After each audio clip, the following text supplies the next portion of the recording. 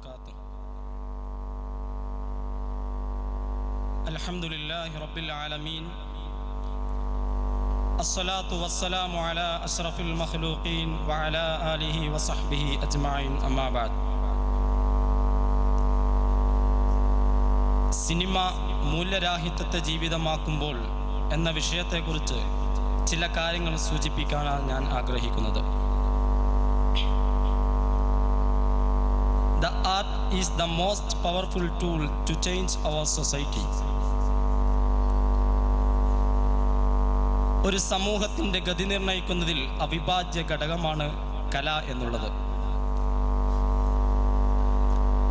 1895 December 28 ഇംഗ്ലണ്ടുകാരായ Lumiere സഹോദരന്മാർ തുടക്കം കുറിച്ച അത്ഭുതാവഹമായ ഒരു കലാവിഷ്കാരമാണ് സിനിമ.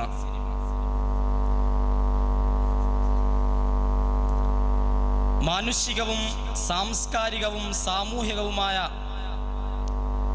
പല ആശയങ്ങളും താൻ സംവദിക്കുന്ന സമൂഹത്തിനോട് സിനിമക്ക് പറയേണ്ടതുണ്ട്.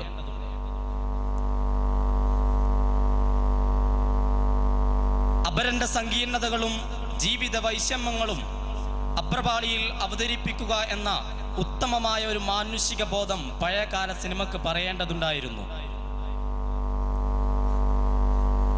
പക്ഷേ ഇന്ന് ജീവിതത്തിന്റെ സർവ്വവിധ മൂല്യങ്ങളും കമ്പോളവൽക്കരിക്കുക എന്ന സാമ്രാജ്യത്വ അജണ്ടയും പേറി നടക്കുന്നവർ സാമൂഹിക സാംസ്കാരിക നിർമ്മിതിയുടെ വാക്താക്കളായി മാറിയപ്പോൾ സിനിമയിൽ നിന്നും ഇത്തരം മൂല്യങ്ങൾ പാടെ തിരസ്കരിക്കപ്പെടുകയും തൽസ്ഥാനത്ത് വിപണിയുടെ പൾസനുസരിച്ച് ജനപ്രിയതയെ പരിഗണിച്ചുകൊണ്ട് തൻ്റെ നിർമ്മിതിയിൽ ഏത് തെറ്റിനെയും ഏത് കുറ്റത്തെയും ന്യായവും യുക്തിഭദ്രവുമായിട്ട് അവതരിപ്പിക്കപ്പെടുകയും ചെയ്തു. ഇന്ന് സമൂഹത്തിൽ കണ്ടുകൊണ്ടിരിക്കുന്ന വൈയക്തികവും സാമൂഹികവും സാംസ്കാരികപരമായ പല അപജയങ്ങളുടെയും പ്രഭവ കേന്ദ്രം അത് സിനിമയാണെന്ന് നമുക്ക് മനസ്സിലാക്കാൻ സാധിക്കും.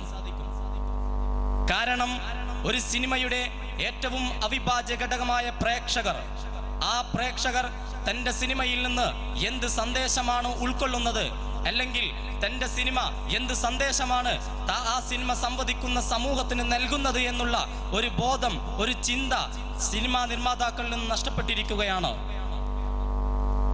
ജീവിതത്തിന്റെ ആയമേറിയ സങ്കടങ്ങളെയൊന്നും സ്പർശിക്കാതെ ഊതിവീർപ്പിച്ച ഫോർമുലകളും ആവർത്തിക്കപ്പെടുന്ന ഗാന നൃത്ത രംഗങ്ങളും വിവിധ ചേരുവകളിൽ അവതരിപ്പിക്കുക മാത്രം ചെയ്യുന്ന ഇത്തരം നിഴൽ ചിത്ര കാഴ്ചകൾ ആധുനിക യുവ സമൂഹം തന്റെ ജീവിതമാർഗയായി സ്വീകരിക്കുമ്പോൾ നമുക്ക് നഷ്ടപ്പെടുന്നത് ഉത്തമമായ സമ്പന്നമായ ഒരു പൈതൃകമാണ്.